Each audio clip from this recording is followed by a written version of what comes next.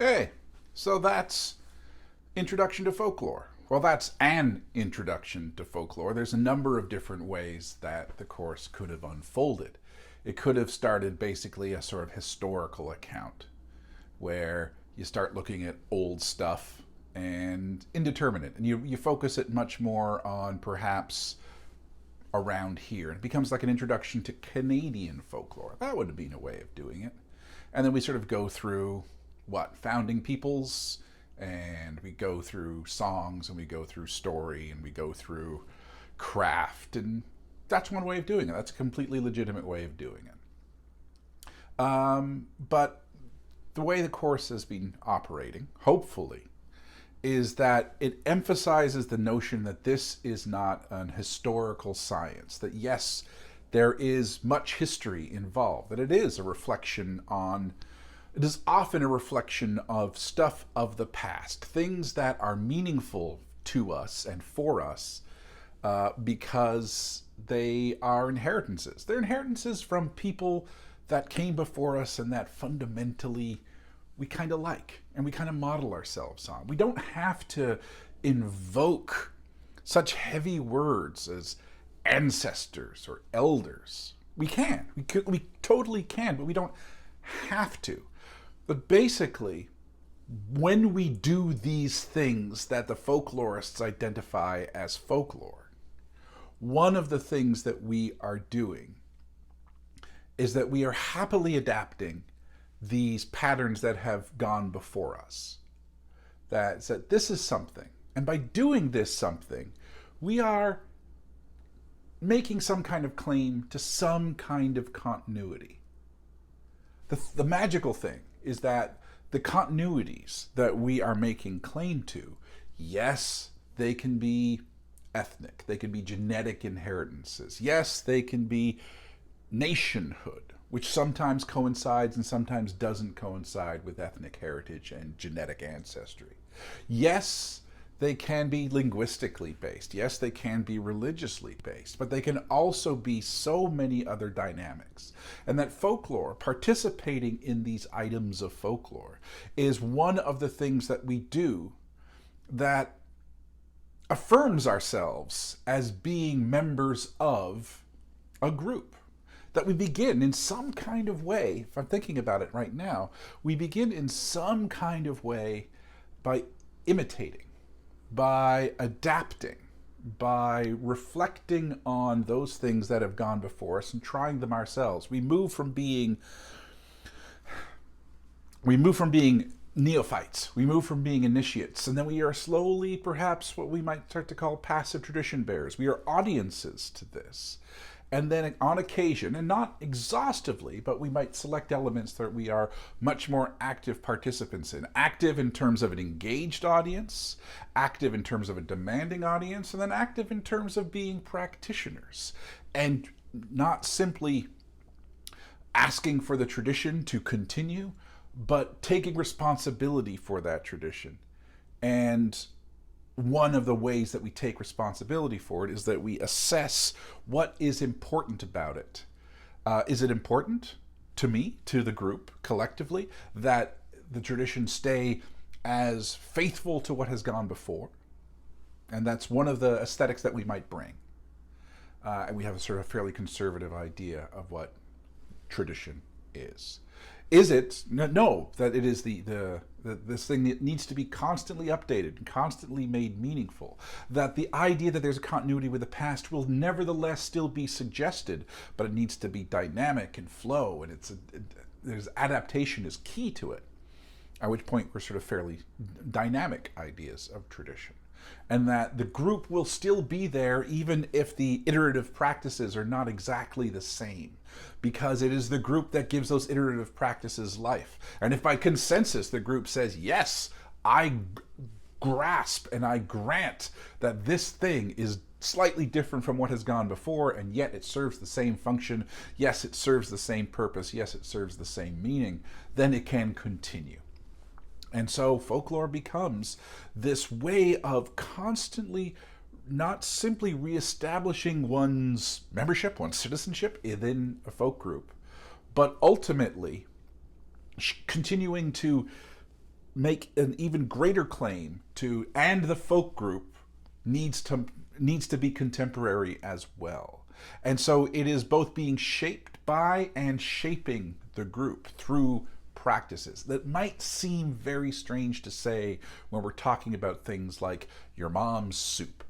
And it might be strange to say when we're talking about various forms of, how you're wearing your overalls, if the kids are wearing overalls these days.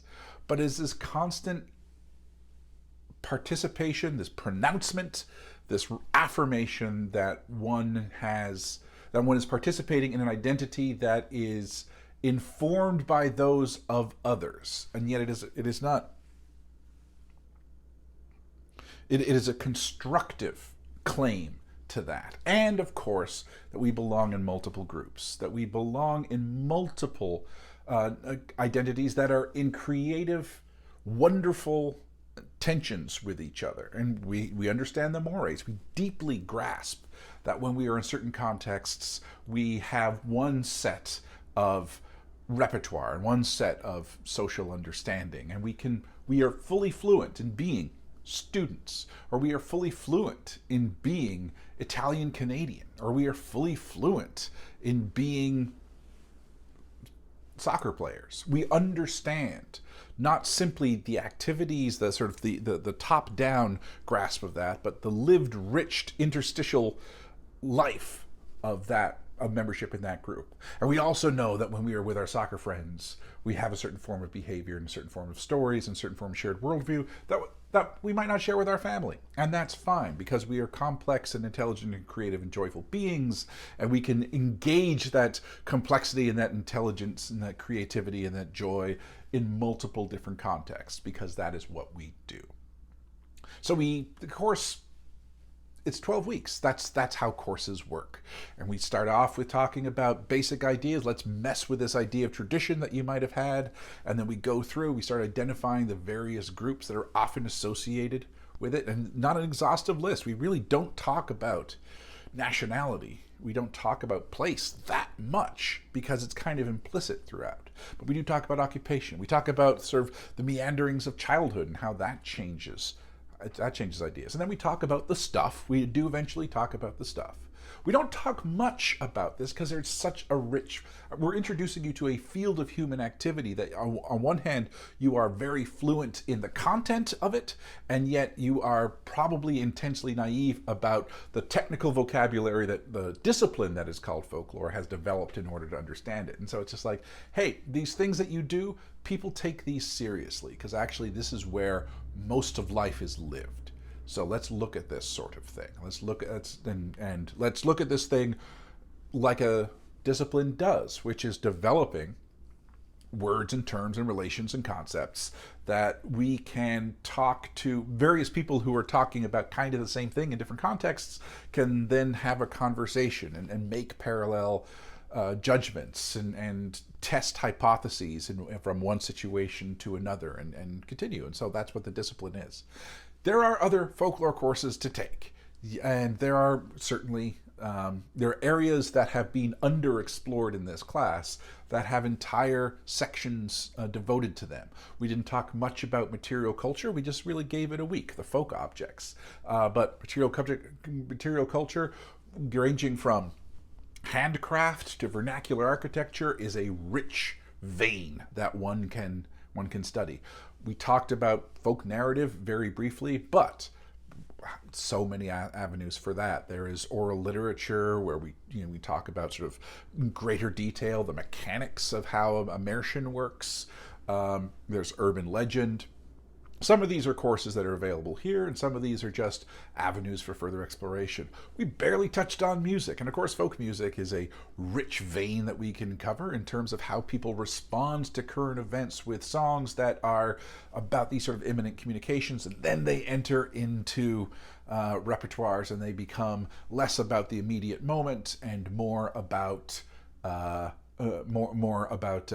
a sort of a sense of place and a sense of time and an ethos of a people, not to mention the fact that not everything is an immediate response, and sometimes people just write pretty things, because we do not always need to associate a function with things. We do not always need to understand or affirm that the generation of new things is for a particular functional purpose. The generation for new things can be basically because we have the opportunity to create, and we have the opportunity to create, and we have the opportunity to communicate not messages, or messages in terms of information, but messages in terms of sentiment. Like, so we can write new love songs, we can write new depression songs, we can write new odes to countryside because we can. Because it gives us joy when we create. And remember, we need to disavow ourselves of the idea that these things necessarily have to be functional, and that joy is a rationale for doing any of these things. That is, as I've said in the videos, that is a under-theorized position, because it almost defies the gravitas that we typically think of when we think about the rationale, we think about theory.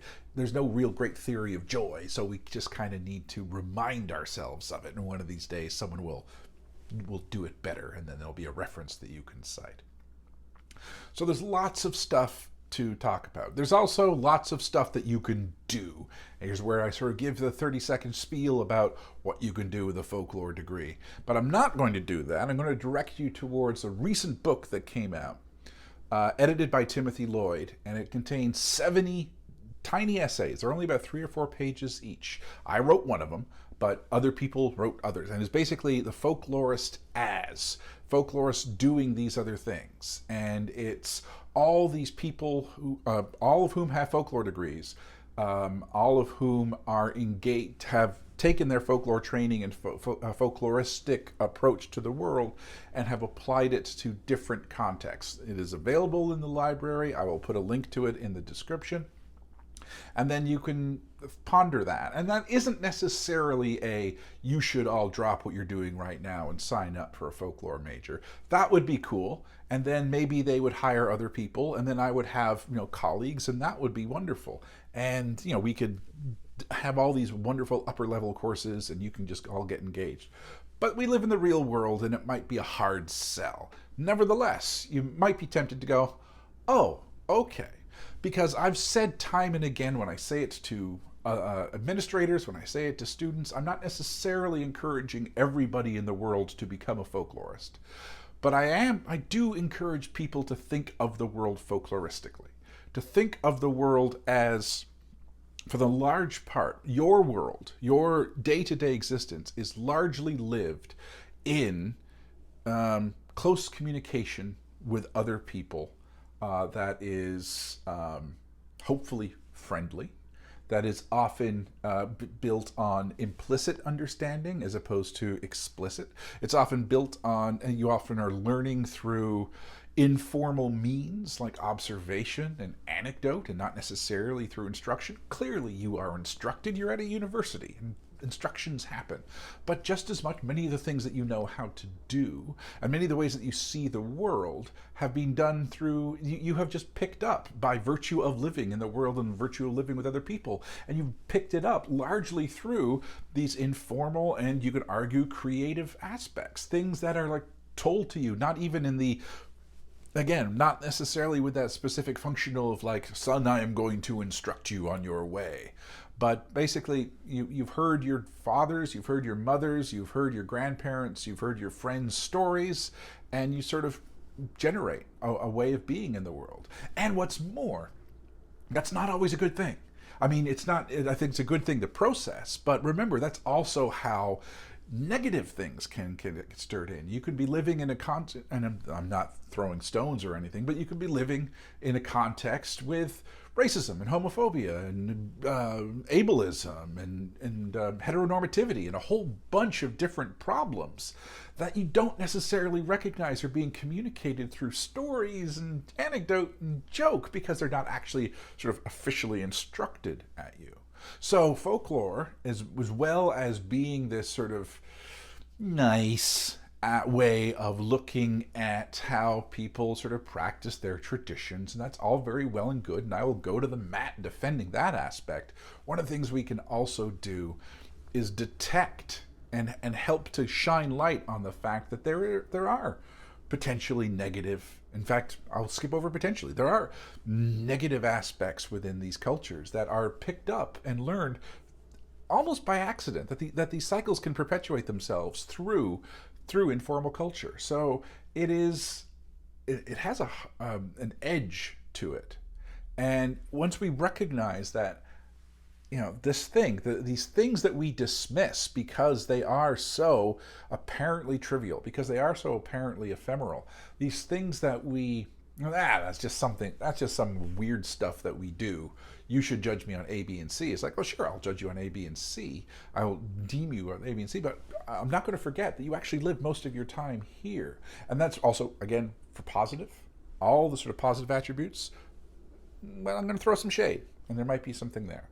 And so if we get people to remind ourselves that we do that these things have value and they also have risk, I think the world is a better place. Hence why you took this course. You were going to sign up and you signed up and you thought, I'm going to learn all about elves. And maybe you did. That's what the essays and the assignments are for. But just as importantly, I think you made a connection between an elf and a racist joke and a barn.